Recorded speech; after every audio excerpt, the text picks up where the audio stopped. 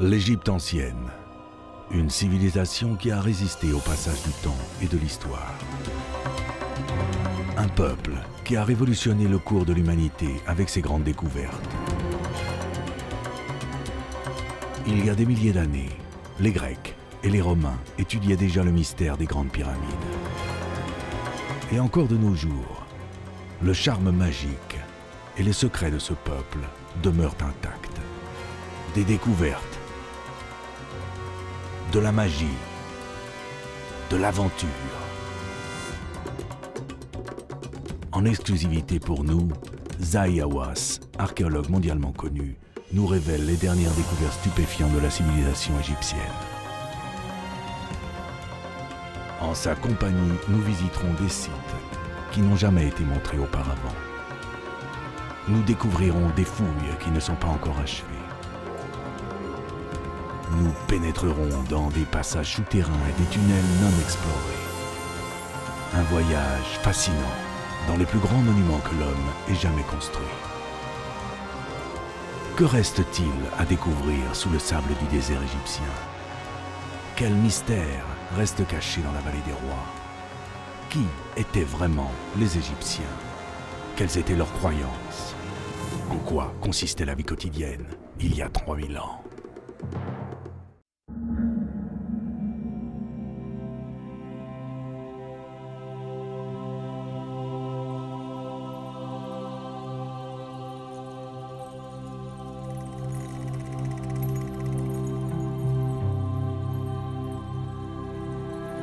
Un mystère qui durait depuis plus de 3200 ans devient la plus grande découverte archéologique du siècle grâce au courage et à l'intuition d'un homme.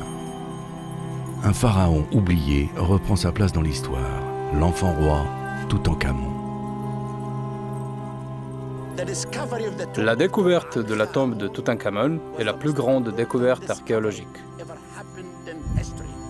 Cette découverte eut lieu le 4 novembre 1922. Howard Carter faisait des fouilles dans la vallée des rois et le porteur d'eau trouva l'entrée. Howard Carter arriva à l'entrée et trouva la tombe qu'il cherchait depuis 5 ans.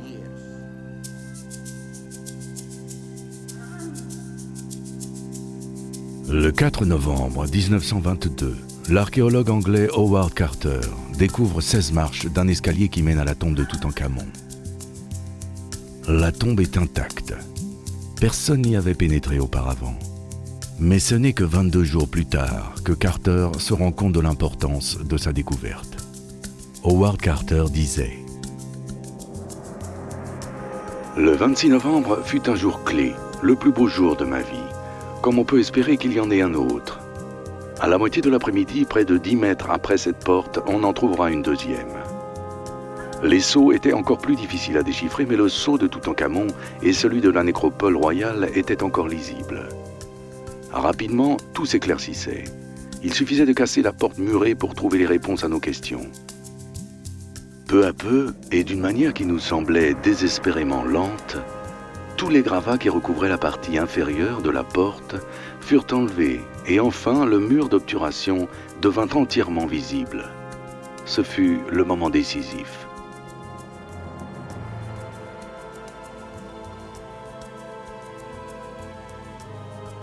Face à ce mur, Howard Carter a-t-il pensé se trouver à un pas de la découverte archéologique du XXe siècle, un événement qui rendrait son nom immortel, ainsi que celui du pharaon qu'il menait à la lumière, Toutankhamon.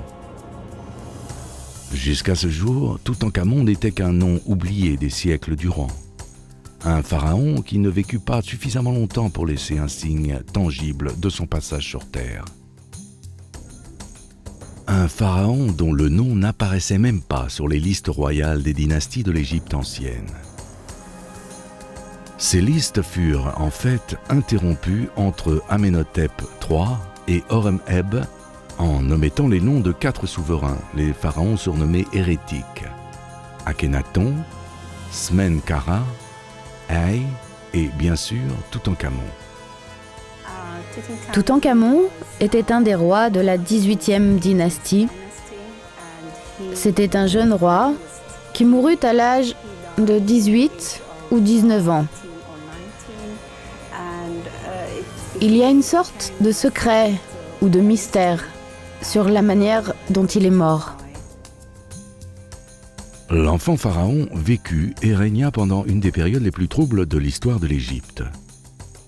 Il devint roi peu après la mort d'Akhénaton, le souverain qui mena à bien une révolution sociale, politique et religieuse sans précédent. Le panthéon égyptien fut remplacé par un dieu unique, Aton, le soleil, pour lequel Akhénaton construisit une ville entière, Tel El Amarna, et ferma tous les temples dédiés aux autres dieux. À la mort du pharaon, une période trouble s'ensuivit, pendant laquelle les prêtres d'Amon, le dieu tout-puissant, parvinrent à rétablir la situation antérieure.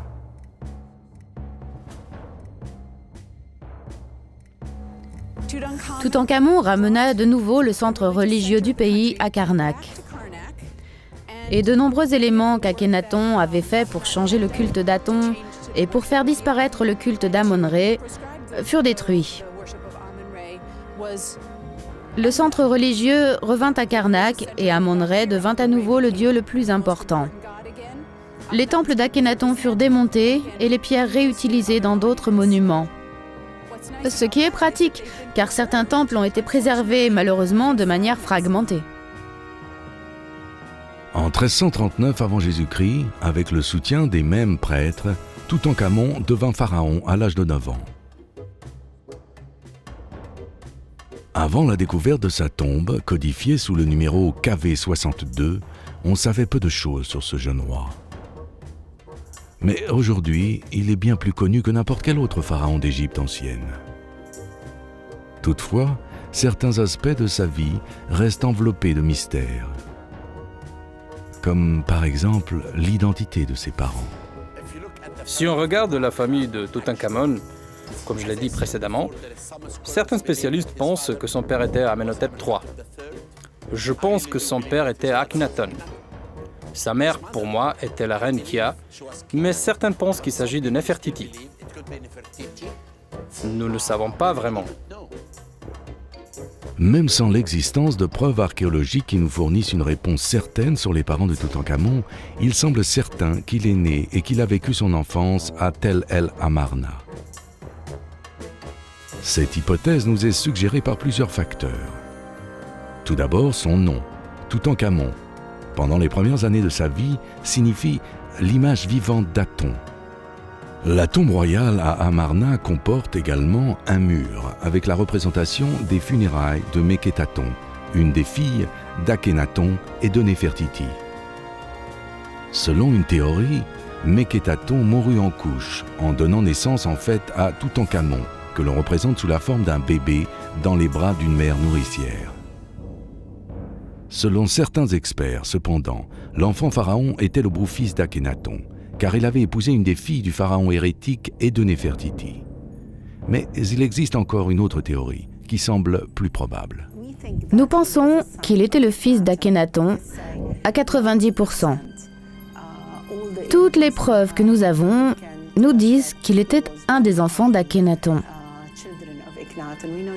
Nous savons qu'Akhénaton n'avait que des filles de la très célèbre reine Nefertiti, 6 filles. Il n'avait pas de fils de Nefertiti. C'est pour cela qu'il avait une deuxième femme dont le nom est Kia. Et c'est Kia qui a porté le fils d'Akhénaton. Il semblerait que le jeune Toutankhamon ait épousé sa demi-sœur. La seule certitude que nous ayons est que le garçon fut couronné à Tel El Amarna, mais qu'il abandonna rapidement cette ville pour revenir à Thèbes, où il changea son nom pour celui de Toutankhamon, l'image vivante d'Amon. La présence de Toutankhamon dans la ville a dû être brève.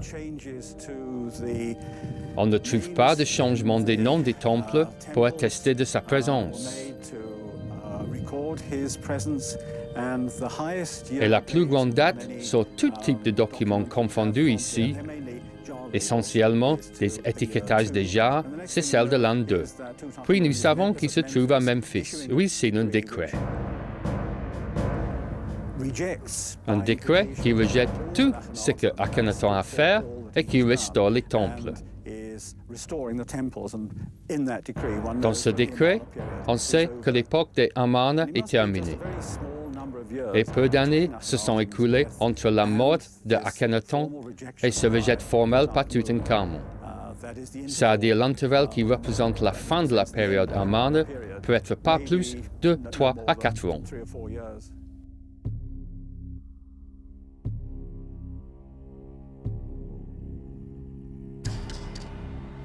La première tâche qui incombe au très jeune pharaon est de réintroduire le culte d'Amon.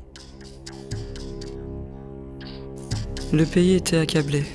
Les sanctuaires des dieux tombaient en ruine. J'ai prié les dieux et les déesses afin qu'ils m'aident, mais ils ne m'ont pas écouté. J'ai œuvré constamment afin de regagner leur faveur. Quand je suis arrivé, j'ai trouvé leur temple détruit, les lieux sacrés profanés et les cours recouvertes d'herbes folles. J'ai reconstruit leur sanctuaire, j'ai rénové les temples et je leur ai offert de nombreuses offrandes précieuses. J'ai fait faire les statues des dieux en or, incrustées de lapis-lazuli et d'autres pierres précieuses.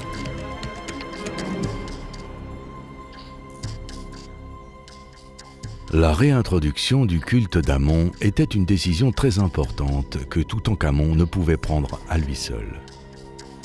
Après la mort d'Akhenaton et le retour de la cour à Thèbes, le culte d'Amon-Ré redevint extrêmement puissant. Le très jeune âge de Toutankhamon permettait aux prêtres d'exercer une influence sur lui et de se réapproprier le pouvoir qu'Akhenaton leur avait enlevé. Ce rétablissement fut suivi d'un retour à Thèbes en tant que capitale du royaume.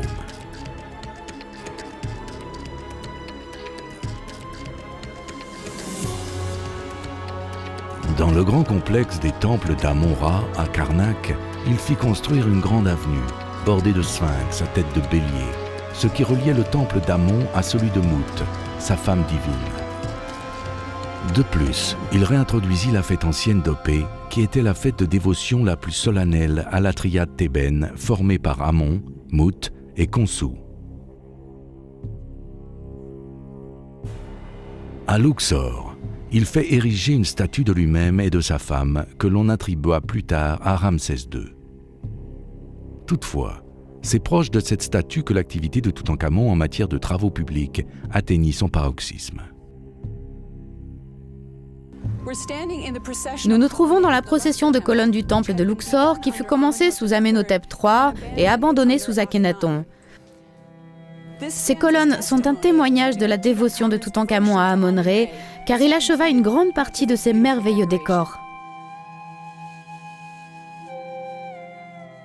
Malgré sa célébrité, Toutankhamon créa peu de choses. Son règne ne dura que 10 ans. Il mourut avant même d'avoir 20 ans. Ce fut une mort soudaine qui surprit tout le monde, y compris ceux qui travaillaient à la construction de son tombeau. Quand l'enfant roi mourut, le lieu pour son repos éternel, en fait, n'était pas encore prêt, et son corps embaumé fut placé dans un autre lieu de repos, indigne d'accueillir un roi. Il s'agit en fait d'une chambre funéraire de petite taille, composée d'un couloir court qui mène dans une antichambre devant une zone réduite dénommée annexe, dans laquelle on conservait les objets et la nourriture dont le pharaon aurait besoin dans l'au-delà. À partir de l'antichambre, on peut atteindre la chambre funéraire et le petit trésor. Dans l'ensemble, la tombe est de dimension modeste, pas plus de 100 mètres carrés. Mais elle est un des lieux les plus fascinants et les plus importants associés à l'histoire de l'Égypte. La célébrité de Toutankhamon est due à la découverte de sa tombe, la seule trouvée intacte dans la vallée des rois grâce à la ténacité et à l'intuition d'Howard Carter. Carter commença les fouilles dans la vallée des rois en 1907. Il était financé par George Edward Herbert, Earl de Carnarvon. Mais pendant de nombreuses années, les fouilles ne donnèrent pas le résultat escompté. Ce n'est qu'après des années de recherche que, finalement, le 4 novembre 1922, l'archéologue anglais trouva ce qu'il cherchait. And this day, Carter came to the site Ce jour-là, Carter arrive sur le site et trouve les ouvriers silencieux.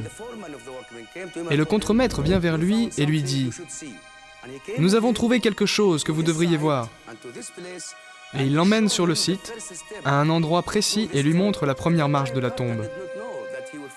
À ce moment, Carter ne sait pas qu'il va trouver la tombe de Toutankhamon, mais il est certain d'avoir, enfin, trouvé quelque chose d'important dans la vallée des rois. Donc il descend les marches vers la tombe.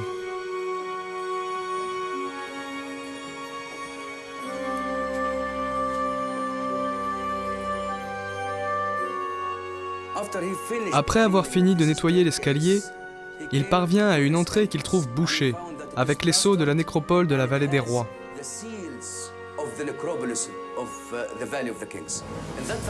Il appelle James Henry Breasted afin de lire ensemble le nom inscrit sur ces sceaux. Et il voit qu'il s'agit des sceaux avec les cartouches de Toutankhamon.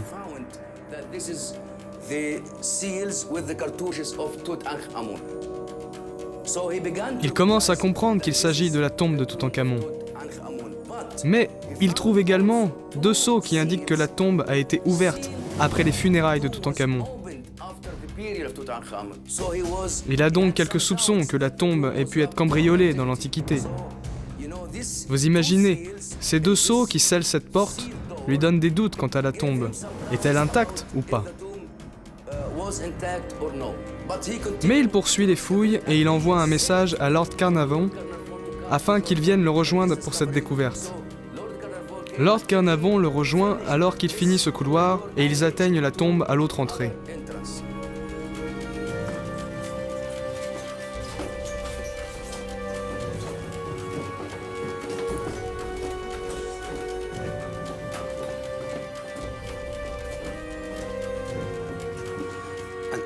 Jusqu'à son arrivée, toutes les entrées étaient fermées et scellées, avec les noms de Toutankhamon. Et là, à cet endroit, Lord Carnarvon le rejoint. Et ils se mettent à briser les sceaux ou cette porte afin de voir ce qui se trouve à l'intérieur. Carter allume une bougie pour voir ce qui se trouve à l'intérieur et Lord Carnarvon lui demande « Que voyez-vous ? Que voyez-vous » Et il répond « Je vois une lueur d'or à l'intérieur ». Ce qui signifiait que la tombe était intacte quand il la voit pour la première fois. Il voit également, avec Lord Carnarvon, pour la première fois, que la tombe est remplie d'objets.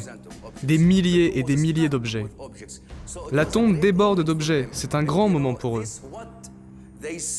Vous savez, ce qu'ils ont trouvé se trouve dans tous les livres d'égyptologie, car ce fut un grand moment pour l'histoire de l'égyptologie. Et aussi car, pour la première fois, on trouvait une tombe intacte dans la vallée des rois.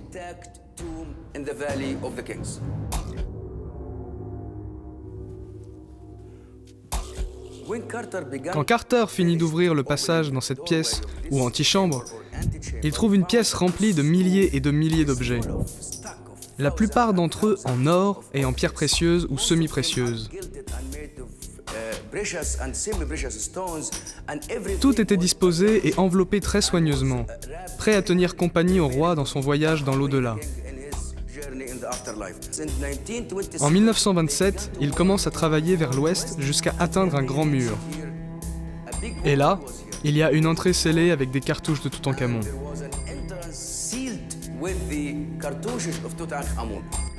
Carter était parvenu à un moment clé.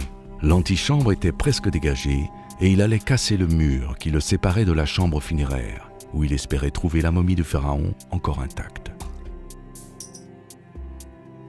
Howard Carter disait « Avec un soin extrême, je cassai le plâtre et commençai à retirer les petites pierres qui formaient le haut de la partie supérieure du mur.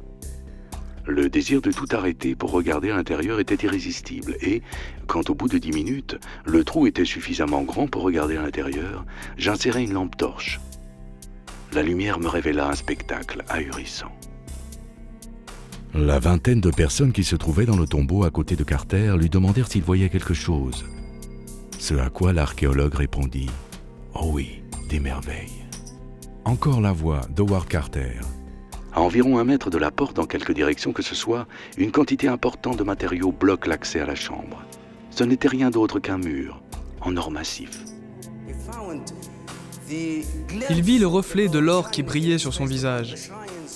car les tombeaux en bois doré qui recouvraient les sarcophages du roi se trouvaient juste derrière ce mur. Et ils se mirent à soulever les tombeaux, 6 tombeaux, systématiquement, l'un après l'autre, jusqu'à atteindre ce merveilleux sarcophage en quartzite. Puis, ils soulevèrent le haut du sarcophage. Une fois la partie supérieure du sarcophage enlevée, Carter trouva le sarcophage extérieur, fait en or massif. Puis ils l'ouvrirent et trouvèrent un autre sarcophage, fait en bois doré, et quand ils le soulevèrent, ils se retrouvèrent face à la momie. Malgré la taille réduite, la tombe est recouverte de représentations qui ont toutes beaucoup à nous raconter. Regardez au début. On peut voir les funérailles. On amène la momie de Toutankhamon dans un tombeau et on amène la momie au tombeau. Puis après cela, nous avons Haï, le grand prêtre qui devint roi d'Égypte, qui ouvre la bouche de Toutankhamon, tel Osiris, et lui dit « Je t'ouvre la bouche afin que tu puisses manger. Je t'ouvre les yeux afin que tu puisses voir. Je t'ouvre le nez afin que tu puisses respirer dans l'au-delà et tu deviendras roi. » Puis vous avez des scènes de Toutankhamon en compagnie de dieux, en particulier Hathor, la déesse de la beauté et de l'amour, et Osiris. Regardez, ils le tiennent avec amour et affection.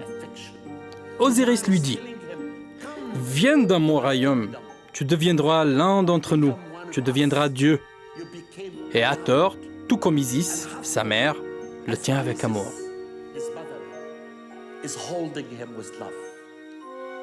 Et encore une scène et un extrait du livre d'Amduat, ce que l'on trouve dans l'au-delà. Et puis nous voyons Anubis qui bénit également Toutankhamon. Peu de scènes, mais toutes très importantes, qui nous montrent qu'Osiris acceptait le roi Tout, qui reposait sous des cercueils en or pour vivre pour l'éternité. La nouvelle de la découverte se répand rapidement dans le monde entier. Et elle devient encore plus sensationnelle de par une supposée malédiction qui semble frapper ceux qui ont pris part à la découverte. On dit en fait qu'à l'intérieur de la chambre funéraire, on trouva une tablette en terre cuite qui disparut par la suite avec une inscription explicite. « Les ailes de la mort frapperont quiconque osera déranger le repos du pharaon. » À l'époque, on apporta différentes versions de la malédiction, mais toutes s'accordaient à rendre responsable pour tout événement malheureux la colère du pharaon, dont le repos éternel avait été dérangé après près de 33 siècles. Ce qui donna naissance à cette légende fut la mort soudaine de Lord Carnarvon, quelques mois après la découverte. Dans les années qui suivirent, plusieurs personnes associées, même indirectement à la découverte de la tombe, eurent différents accidents. Pour cette raison, de nombreux journaux se rendirent compte que la malédiction était une information plus fascinante que la découverte en elle-même et contribuèrent à l'entretenir en rapportant la moindre rumeur. Et encore de nos jours, la malédiction continue de faire la une. J'ai pris la momie et je l'ai introduite dans l'appareil à tomographie. Et ce qui est surprenant, c'est qu'après avoir mis le corps du roi Tout à l'intérieur de l'appareil à tomographie, l'appareil s'est arrêté. Je me suis mis à penser qu'il y a peut-être quelque chose que l'on pourrait appeler la malédiction des pharaons ou la malédiction de Toutankhamon. Pourquoi l'appareil s'était-il arrêté ? Même si la tombe était de taille limitée, on y trouvait 5398 objets en or et en argent. Le plus grand trésor jamais découvert. Ces merveilleux objets au musée égyptien du Caire ont séduit le cœur de tout le monde. Chaque objet nous raconte une histoire. Un régime alimentaire, par exemple. Il aimait la bière. Nous avons un grand nombre de cruches à bière. Nous nous intéressons à la nourriture. Nous avons de nombreuses informations sur la nourriture et l'alimentation du roi. La tombe peut nous raconter des choses sur ce jeune homme qui a régné pour une si courte période, mais c'était un âge d'or. On a retrouvé des dizaines de vases et d'animaux en albâtre. Le trésor, dans sa grande partie, était composé d'un reliquaire en or qui protégeait 4 vases canopes en albâtre. Ces derniers contenaient les organes internes du jeune pharaon. 3 magnifiques têtes de lit en bois doré occupaient tout le mur de l'antichambre où se trouvaient également 700 objets. Parmi ceux-ci, un splendide trône doré avec une des plus rares représentations de Toutankhamon avec sa femme principale, Ankhésénamon. Le couple royal est représenté dans un moment de grande intimité, car la femme applique un ongut parfumé sur le corps du souverain. Les 2 jeunes gens sont représentés avec une seule sandale au pied, un signe de l'amour éternel qu'ils s'étaient mutuellement juré, tant dans les temps meilleurs, symbolisés par le pied chaussé de la sandale, que dans les temps difficiles, le pied nu. Nous avons un très petit tombeau doré. Ce tombeau est recouvert de scènes merveilleusement belles entre Toutankhamon et sa jeune femme, dans des poses très différentes. Les objets que nous avons ici nous montrent qu'ils étaient très amoureux l'un de l'autre, même s'ils étaient très jeunes quand ils se sont mariés. Toutankhamon a épousé Ankhésénamon peu avant d'être couronné, c'est-à-dire à l'âge de 9 ans. Et au fil des ans, leur amour est devenu plus profond. Ils étaient amoureux. Tout dans cette tombe nous le montre. On le voit sur les objets, comme ce trône qui se trouve au musée égyptien du Caire. Regardez la reine, elle se penche vers lui et le touche. Quand il meurt, elle met cette fleur. Et nous savons qu'il n'avait pas d'enfant. Les seules preuves que nous ayons sont les fœtus qui montrent qu'ils ont eu 2 enfants mort-nés. Nous espérons pouvoir faire des prélèvements pour étudier l'ADN, pour trouver la relation entre ces fœtus et le roi Tout. De tous ces objets retrouvés dans la tombe, les plus précieux sont ceux qui se trouvaient dans la chambre funéraire. Le corps du pharaon était protégé par 4 tombeaux en bois doré, les uns à l'intérieur des autres. À l'intérieur se trouvait un grand sarcophage en quartzite qui contenait encore 3 autres sarcophages, les 2 premiers également en bois doré et le 3e en or massif. Howard Carter disait « On souleva le couvercle en utilisant les poignées dorées et la momie du pharaon apparut. Plus de 3000 ans s'étaient écoulés depuis que des yeux humains avaient contemplé ce qui se trouvait à l'intérieur de ce cercueil en or massif, et en comparaison avec la brièveté de l'existence humaine, toute perspective commune semblait disparaître.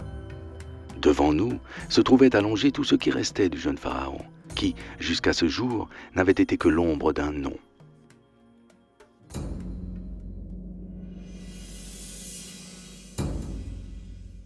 Le visage de la momie était protégé par un merveilleux masque en or qui nous indiquait la physionomie du pharaon.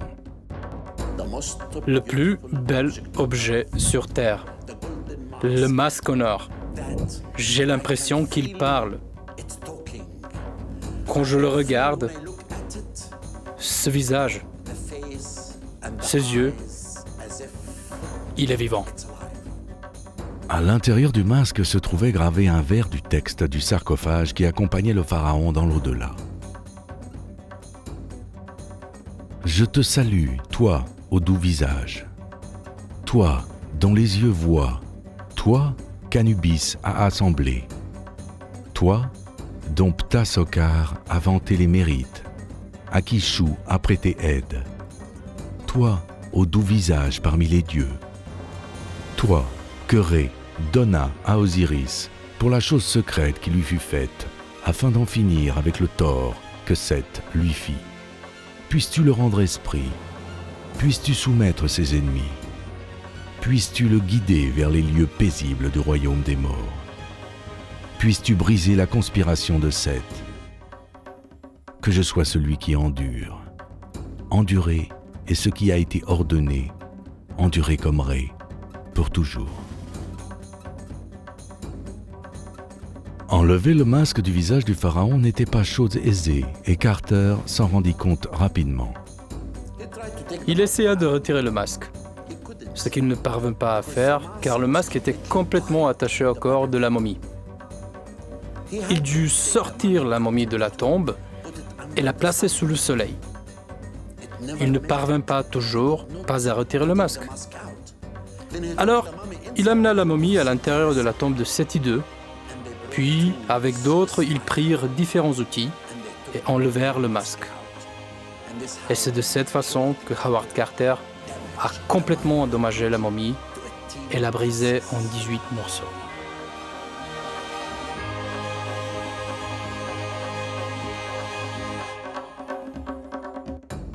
La manière de procéder de Carter et les recherches sur la momie qui suivirent ont laissé la momie dans un état très détérioré.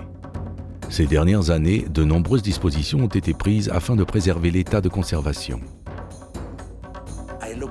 J'ai regardé le corps et je me suis dit, je dois sauver ce roi, je dois sauver cet enfant. Car la respiration des gens qui entrent à l'intérieur ou la poussière peuvent détruire encore davantage la momie.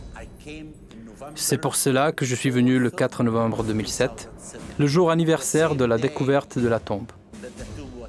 Vous n'imaginez pas. La vallée était pleine de centaines de journalistes du monde entier. L'enfant roi attirait tout le monde. C'est pour cela que l'on a conçu cette sorte de présentoir en Allemagne. J'ai enlevé la momie de son sarcophage et je l'ai placée ici. Les seules parties que l'on peut voir sont le visage et les pieds. Et en dessous, on peut voir le contrôle du taux d'humidité et ainsi on peut préserver la momie pendant encore de nombreuses années.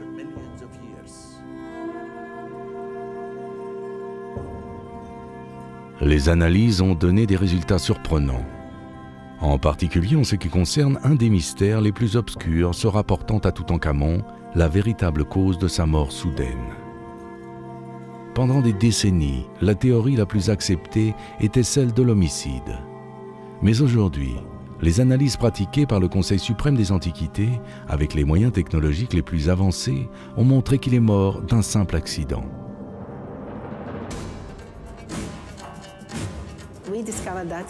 Nous avons découvert qu'il n'avait pas été tué comme on le pensait au siècle dernier.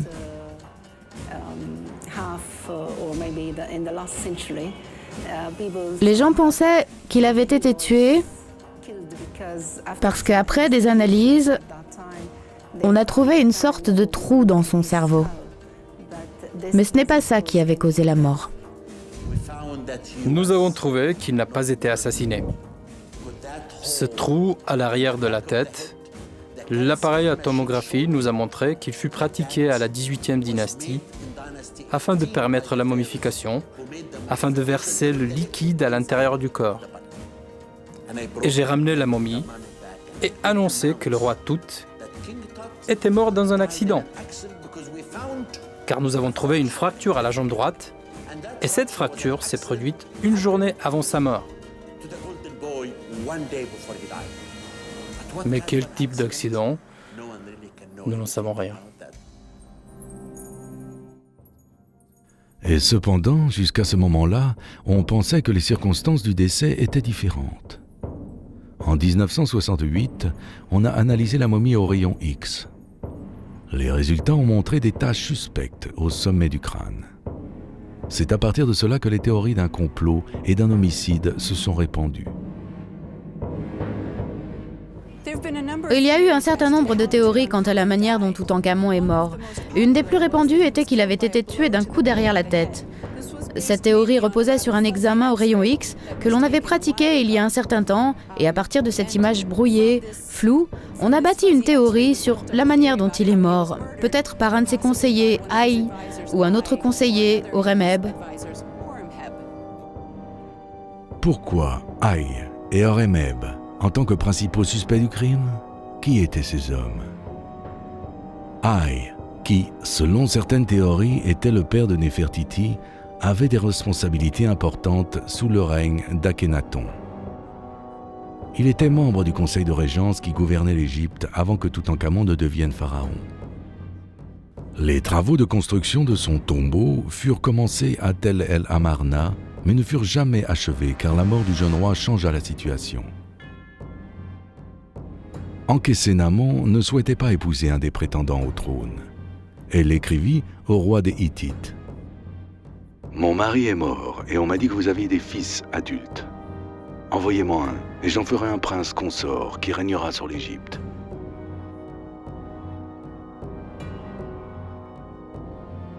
Le souverain hittite accepta la proposition et envoya un de ses fils à la reine.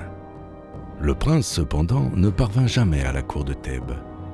Il fut tué pendant son voyage vers l'Égypte par des assassins, envoyés peut-être par Haï. Selon certaines théories, Ankhésénamon épousa le vieux prétendant. Selon d'autres, elle ne l'épousa pas et on ne sait rien d'autre d'elle. La seule certitude est que Haï, même s'il n'était pas de sang royal, devint le 11e pharaon de la 18e dynastie. À 17 ans, il parvient à satisfaire sa plus grande ambition. Haï se fit construire un magnifique tombeau dans la vallée des rois, le KV23, où on l'enterra à sa mort, juste 4 ans après son accession au trône. Horemheb lui succéda et, comme Haï, il devint pharaon sans être de sang royal. Il était général, un des hommes les plus importants à l'époque, vers la fin de la 18e dynastie. Il prit part au conseil de régence qui choisit Toutankhamon pour devenir pharaon et fut un de ceux qui lutta pour le pouvoir à la mort de Toutankhamon. 2 tombeaux sont conservés pour Horemheb. Avant de devenir roi, il avait commencé la construction d'une magnifique tombe dans l'ancienne nécropole de Saqqara. Horemheb s'est préparé un tombeau à Saqqara, dans la nécropole de Memphis, un tombeau qui devient de plus en plus grand, avec des cours, de nouvelles colonnes. Quand il devient roi, il doit faire un choix. Ce tombeau ne convenait pas pour le nouveau roi, car les rois sont enterrés dans la vallée des rois, à Thèbes et à Luxor. Donc Haï, quand il devient roi, se prépare un tombeau à Thèbes. Entre parenthèses, Haï avait peut-être un tombeau à Saqqara, qui reste à découvrir. Et pour Horemheb, c'est la même chose. Il se fait construire une splendide tombe pour lui dans la vallée des rois. La tombe d'Horemheb dans la vallée des rois, dénommée KV57, semble inachevée. Les murs de la chambre funéraire sont décorés de scènes en relief, à différentes étapes d'achèvement. Mais elles sont très utiles pour comprendre le processus que les artistes suivaient pour obtenir ce type de décoration. Dans l'ensemble, la tombe d'Horemheb est une des plus grandes de la vallée des rois, et elle fait véritablement 2 fois la taille de celle de son prédécesseur, Haï, le courtisan manipulateur, qui devint pharaon à la mort de Toutankhamon. Mais la tombe de Haï retient un autre mystère. En fait, il semblerait qu'elle fut construite au départ pour Toutankhamon, mais à la mort soudaine du jeune pharaon, l'ancien vizir l'aurait enterré dans la tombe qui lui était destinée et qui, à ce moment-là, était achevée.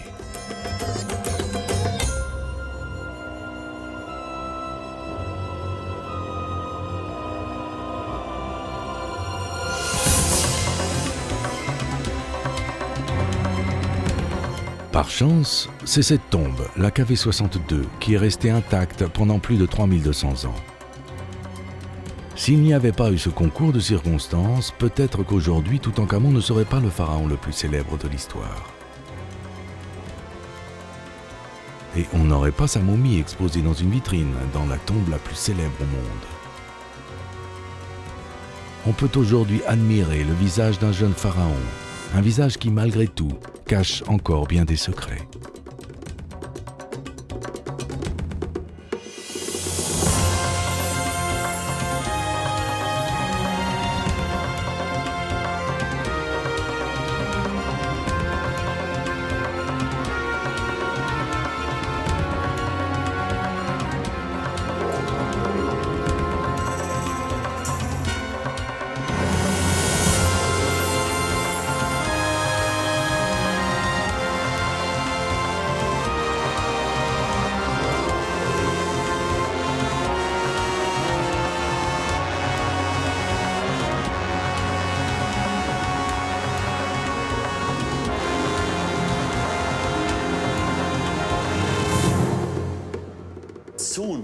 Nous allons bientôt comparer le ADN de l'enfant roi avec le squelette d'Akhenaton et nous pourrons découvrir l'autre famille de Toutankhamon.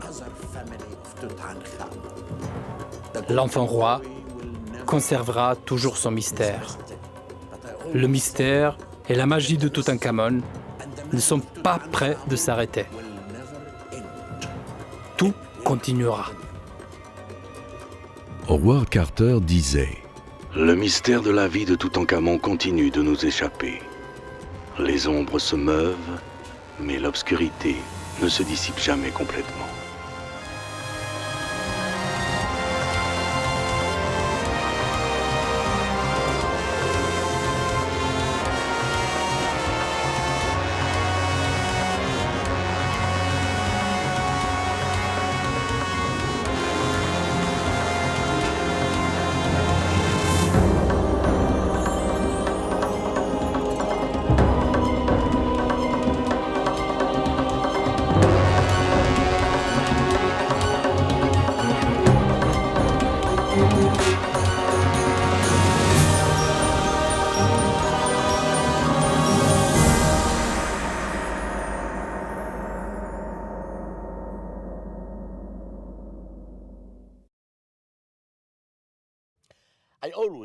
En général, je découvre de nouvelles tombes, de nouvelles statues, sous le sable sur des sites.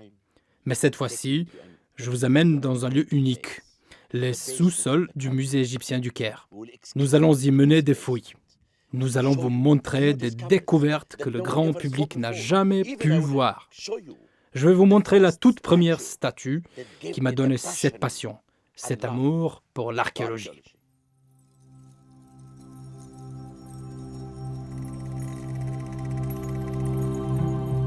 Inondé chaque année au beau milieu de l'été par l'eau qui nourrit la terre. Embrassé chaque jour par les rayons de soleil. La vallée du Nil est devenue le berceau d'une civilisation mythique.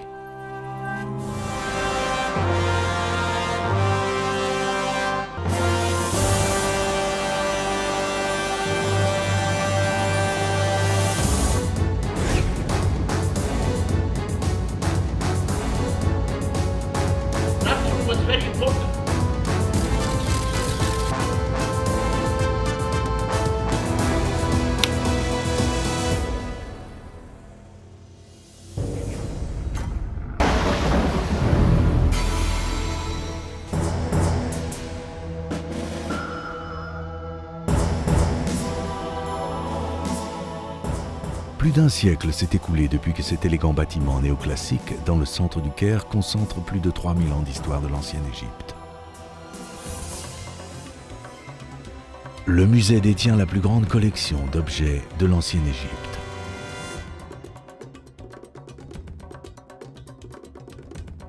Chaque année, plus de 2 millions de personnes visitent ces salles afin d'admirer les chefs-d'œuvre qui ont survécu pendant des milliers d'années et qui racontent l'histoire mystérieuse d'une civilisation qui ne cesse de nous fasciner.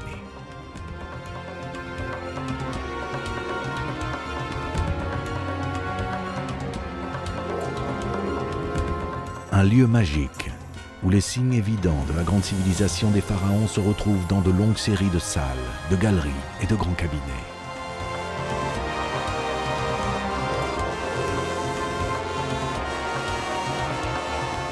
À chaque visite, vous découvrez quelque chose de nouveau, soit quelque chose qui se joue de la lumière lorsqu'elle illumine les grandes cours au rez-de-chaussée, ou quelque chose qui vous attire le long des murs sans fin, recouverts de sarcophages.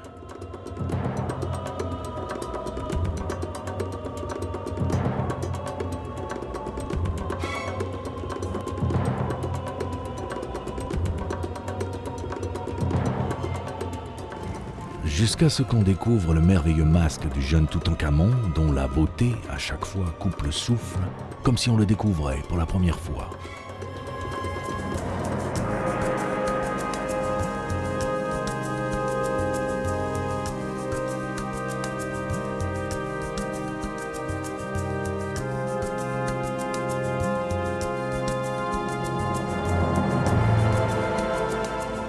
Mais, juste en dessous de toute cette splendeur, se trouve un mystérieux labyrinthe, la face cachée du musée égyptien du Caire. Ces caves, un labyrinthe de couloirs et de tunnels qui s'étend sous la place El Tahrir.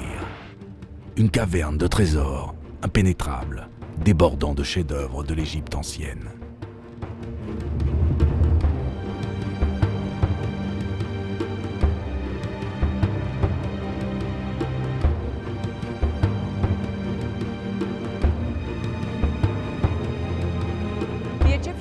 Le musée a été conçu pour contenir environ 20 000 pièces, mais à l'heure actuelle, on en dénombre environ 200 000. Un certain nombre sont exposés dans les galeries supérieures, où je me trouve, mais beaucoup se retrouvent dans les couloirs étroits que constituent les sous-sols du musée. Pendant un siècle, des objets provenant de fouilles dans tout le pays ont été amenés et stockés ici, souvent sans même être enregistrés ou archivés correctement. Nettoyer et organiser le sous-sol, c'est presque comme participer à de nouvelles fouilles, et de très nombreux objets intéressants sont mis à jour. Pendant très longtemps, le musée a tenu le rôle d'entrepôt central pour toute l'Égypte. Toute mission en Égypte qui trouvait un objet l'apportait au musée égyptien. Pendant la première moitié du XIXe siècle, l'Égypte décide de mettre un terme à une pratique courante inadmissible. Depuis des dizaines d'années, les étrangers en visite avaient été fascinés par la splendeur de l'art égyptien et tentaient de repartir avec une de ces merveilleuses antiquités, des obélisques jusqu'aux bijoux.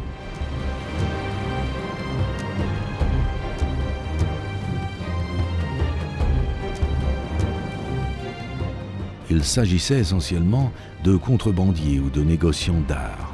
Mais même les grandes universités européennes souhaitaient posséder une belle pièce de cet héritage égyptien. Jour après jour, toutes sortes d'antiquités disparaissaient des sites archéologiques et se retrouvaient à l'étranger. Et de trop nombreuses pages de ce livre d'histoire risquaient de rester blanches.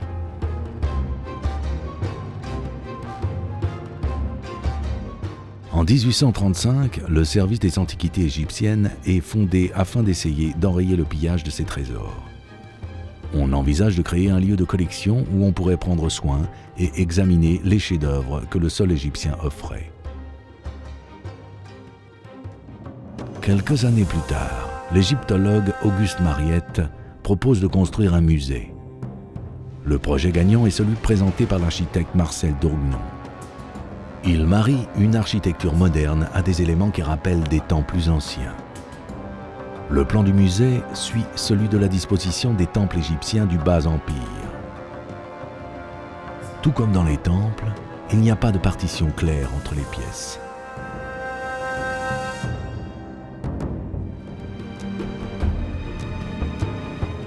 Ce bâtiment de 2 étages contient environ une centaine de salles qui entourent une cour centrale. Le musée est également équipé d'un sous-sol destiné à être utilisé en tant qu'entrepôt pour les objets en transit. À l'époque, les antiquités parviennent sans arrêt au musée et les archives sont écrites à la main. Rapidement, les caisses sont stockées au hasard et le sous-sol n'est plus qu'une solution temporaire, mais est devenu un lieu d'entreposage permanent.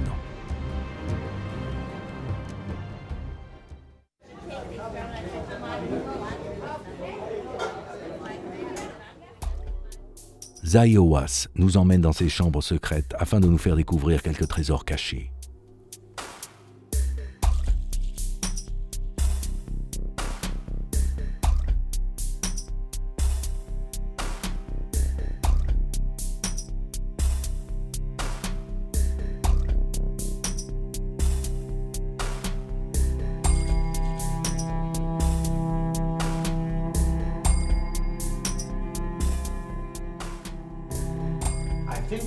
La personne qui fouille véritablement les caves, c'est Saba. Le sous-sol de musée fait partie de Saba. Elle vient ici tous les jours, elle ouvre des boîtes, des coffres, etc. Elle a fait une découverte très intéressante, quelque chose trouvé en 1922, une tombe dans une cachette, près d'une porte nommée El Salahana. Cette tombe a été trouvée par un archéologue français. Les objets les plus étonnants de cette tombe sont les scènes qui représentent Anubis et Wikawet, Elles sont vraiment uniques. C'est très rare de trouver une stèle avec des représentations d'Anubis et de Wipwawet. Pour les Égyptiens d'Égypte ancienne, Anubis est le dieu des cimetières, le dieu des momies, celui qui garde les cimetières. Et Wipwawet est celui qui ouvre la porte.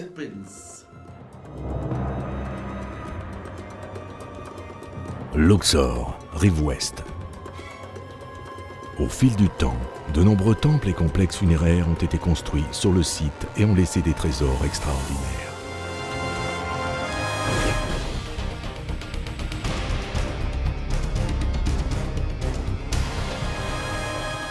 En 1891, on a trouvé dans le sable Bab el-Gazus, c'est-à-dire la porte des prêtres, un site qui contenait une tombe avec 154 sarcophages.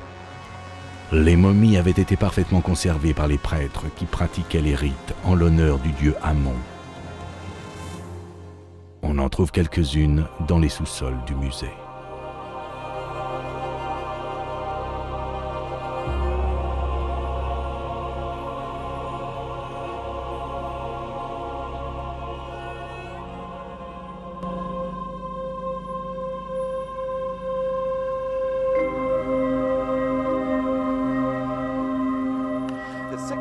Les secrets du musée égyptien du Caire sont étonnants.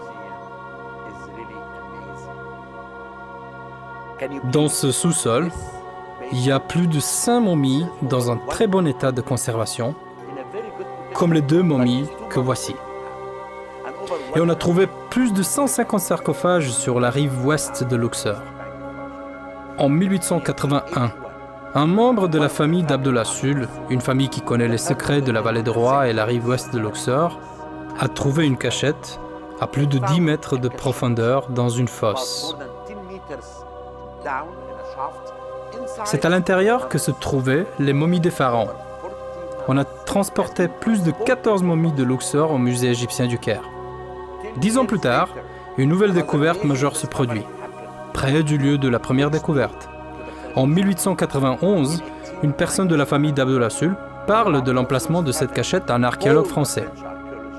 Quand ils y pénètrent, ils trouvent les momies du prêtre d'Amon, parfaitement embaumées et dans des sarcophages à inscriptions sublimes. Dans le couloir, si vous soulevez le couvercle, vous trouverez de belles momies.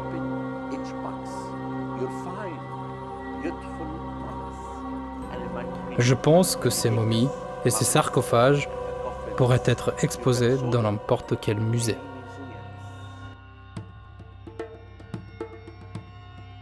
Chaque antiquité apporte une nouvelle pièce à la mosaïque complexe qui nous raconte la vie des pharaons, des dieux et des gens ordinaires. Les historiens sont restés longtemps perplexes par les énigmes que posaient les hiéroglyphes. Tant que tous ces symboles restaient silencieux, la culture de l'Égypte ancienne ne pouvait pas être véritablement appréciée. Les énigmes étaient à la fois importantes et complexes.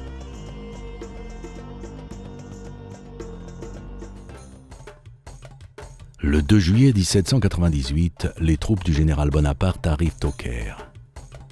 Le contingent militaire est accompagné d'une commission scientifique composée de 167 savants. Elle comprend des astronomes, des biologistes, des géomètres et des illustrateurs dont la mission est de décrire l'Égypte et ses nombreuses caractéristiques.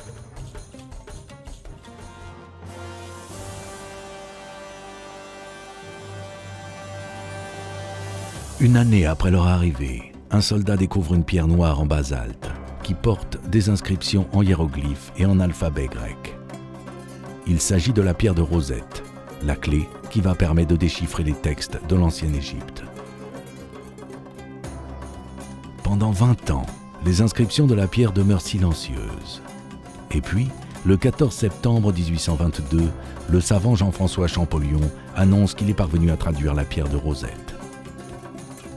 Champollion découvre que les hiéroglyphes ne doivent pas être lus comme des symboles qui décrivent des idées ou des objets, mais comme des signes phonétiques. Les sons associés aux symboles sont cruciaux au déchiffrage. cette découverte élargit le champ des possibilités et donne de nouvelles perspectives à l'histoire de l'être humain.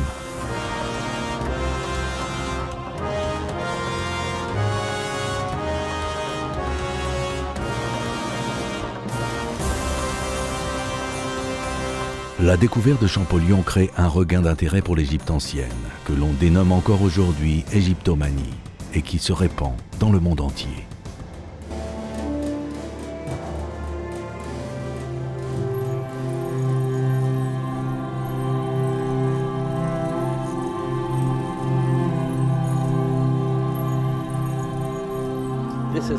Voici un objet que j'ai découvert il y a 25 ans. Cette magnifique statue se trouvait à l'intérieur de la tombe. J'ai commencé à nettoyer et j'ai découvert cette statue d'Aphrodite, la déesse de la beauté et de l'amour pour les Grecs. Les Romains l'appellent Vénus, déesse de la beauté et de l'amour. Les Égyptiens l'appellent Hathor, la déesse de la beauté et de l'amour. Je tenais ma brosse à la main, j'ai commencé à la nettoyer, j'ai découvert le visage, une partie du cœur, et c'est là où je me suis dit, j'ai trouvé ma voie, l'archéologie.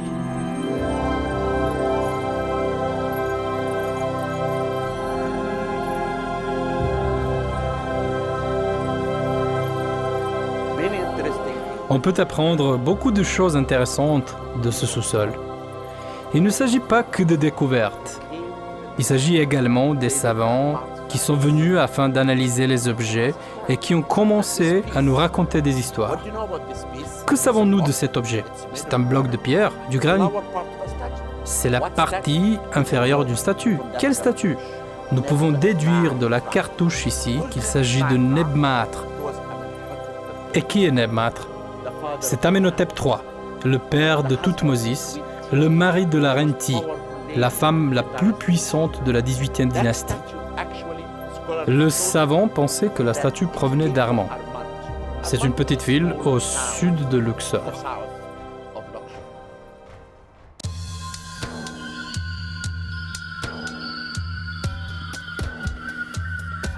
Karnak est, sans l'ombre d'un doute, le complexe architectural le plus extraordinaire et imposant d'Égypte. C'est la demeure du dieu Amon que chaque pharaon honore pendant des siècles en construisant une partie de ce temple. Le temple devient ainsi un véritable labyrinthe de bâtiments sacrés, décorés de colonnes majestueuses, d'obélisques et de statues. Le 3 octobre 1899, un tremblement de terre détruit 11 colonnes et laisse la cour principale en ruine. Le site est reconstruit par un groupe d'experts et en 1903, l'archéologue Legrain découvre un parterre en albâtre. Sous ce parterre se trouve une galerie qui mène à une chambre où se trouvent 17 000 statues au bas mot. La plupart sont exposées dans le musée, mais une grande partie d'entre elles reste cachée sous terre.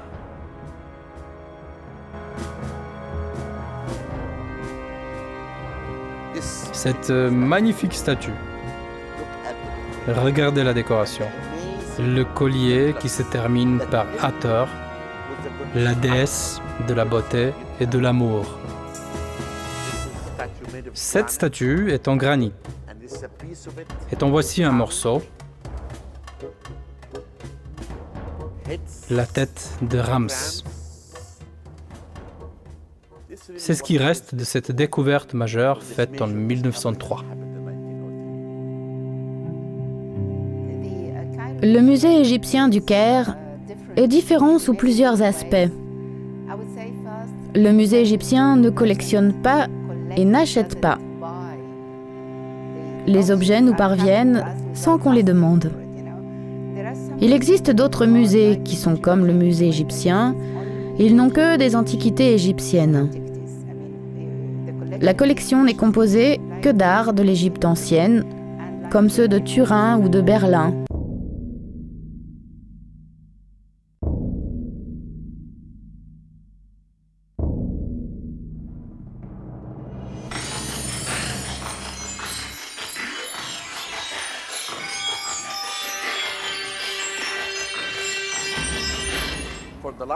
Ces 100 dernières années, des archéologues de 20 pays nous ont apporté ces objets. Des Français, des Anglais, des Polonais, des Américains, des Hongrois, des Russes.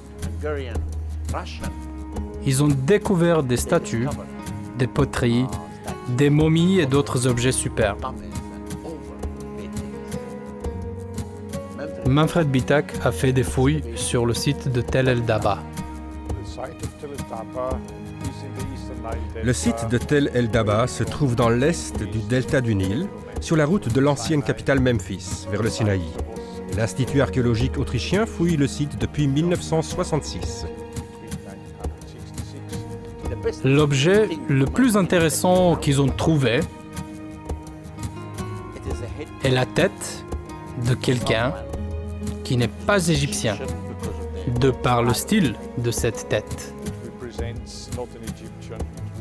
Il ne s'agit pas d'un Égyptien, mais d'un Asiatique, un dignitaire.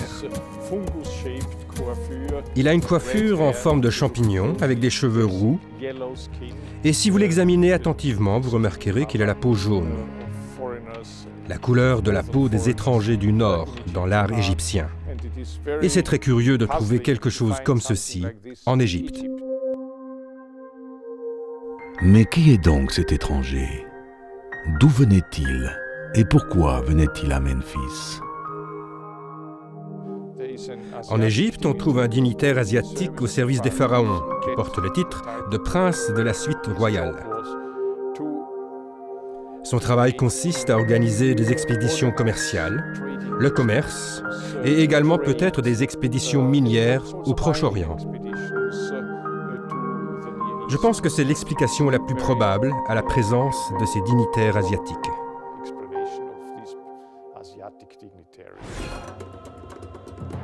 Autre découverte extraordinaire faite à Abusir, une nécropole au nord de Saqqara, un site très important de sépulture pour la 5e dynastie. Les experts ont trouvé une tombe intacte à 25 mètres sous terre. Elle fut construite par un homme important, nommé Diophar, le directeur d'un bâtiment. C'est une des rares fois que l'on trouve une tombe privée intacte.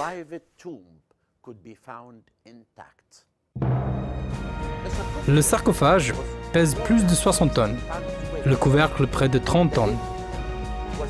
Ça nous a pris presque une demi-journée pour déplacer le couvercle. Vous imaginez comment ils ont fait, comment les anciens Égyptiens ont déplacé le sarcophage? Ils creusaient une fosse de 20 mètres.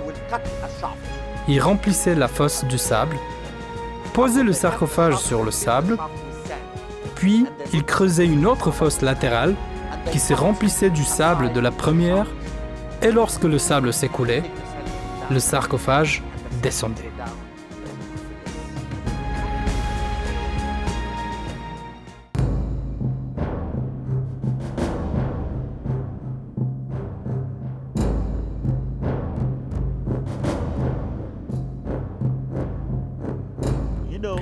Dans cette boîte, on dénombre 408 shawaptis.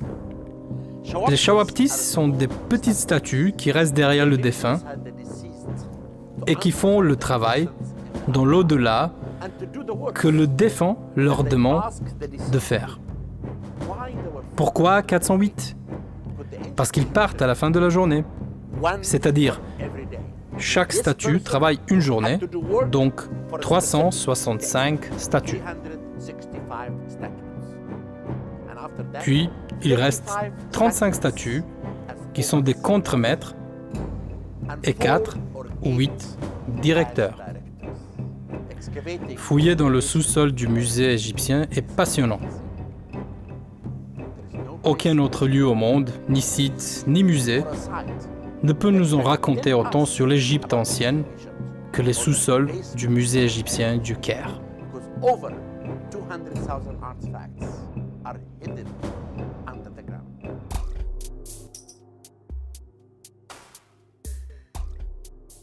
Le projet a commencé en 2004. Le but est de réorganiser ces antiquités et de les montrer dans des conditions d'exposition qu'elles méritent.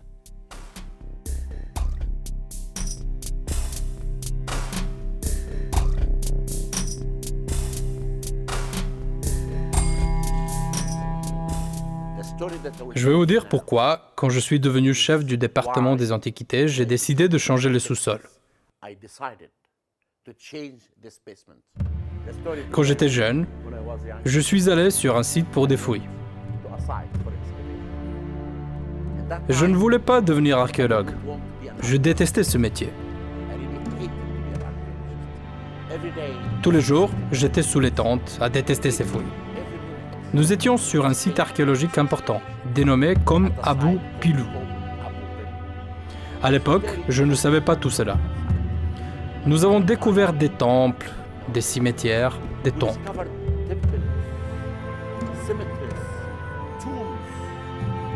Chaque année, je revenais avec plus de 60 boîtes dans un camion. Le directeur de l'époque prenait les boîtes et les déposait dans les caves. Pendant des années, j'ai demandé au directeur du musée égyptien du Caire où se trouvaient les boîtes en provenance de Kom Abu Pilou. Et ils ne les ont jamais trouvées. Ils n'en savaient rien jusqu'à ce que Saba vienne dans ce sous-sol et trouve les boîtes. Au moins 50 000 objets ont été répertoriés, mais on estime qu'il en reste encore au moins 90 000. Il y a 3 ans, quand nous nous sommes rendus dans le sous-sol, nous avons décidé de travailler, de créer un registre et de tout mettre en ordre. Ce fut un choc de découvrir que pendant toutes ces années, les boîtes n'avaient même pas été étiquetées. Nous ne savions même pas d'où elles provenaient. Nous avons fait nos propres fouilles dans notre sous-sol.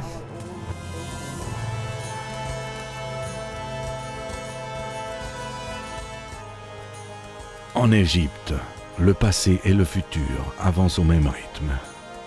L'un est la richesse de l'autre. Le nouveau musée enrichit le pays et apporte un espace supplémentaire au musée égyptien du Caire qui est devenu trop petit pour contenir tous les trésors d'Égypte ancienne. Le Conseil suprême des Antiquités a un programme de construction de nouveaux musées. Nous aurons environ 15 nouveaux musées dans tout le pays. Certains seront de petites structures locales, par exemple le lieu en lui-même. Nous attendons la construction d'un nouveau musée à Gizeh, qui surplombera les pyramides, un nouvel emplacement pour les trésors de la tombe de Toutankhamon.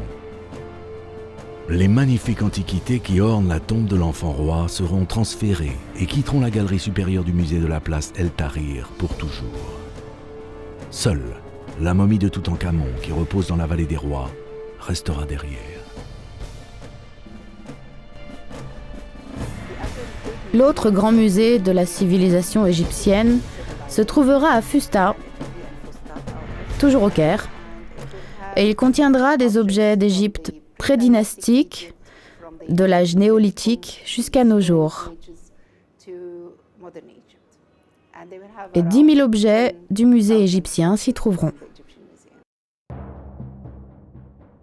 Le musée sera un des seuls de ce genre dans le monde arabe. Il ouvrira ses portes en 2009 sur le site de El Fustat, au Caire. Ce sera le seul musée d'Égypte à présenter toutes les époques de l'histoire d'Égypte.